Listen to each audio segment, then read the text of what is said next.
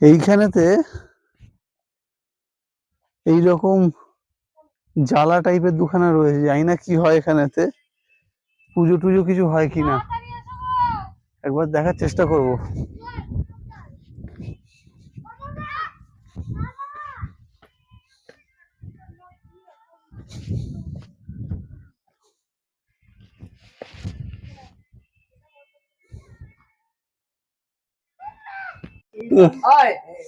এখন এইরকম ভাবে আমার গড়ি দিয়ে দিয়ে বেরোতে হচ্ছে আমাদের।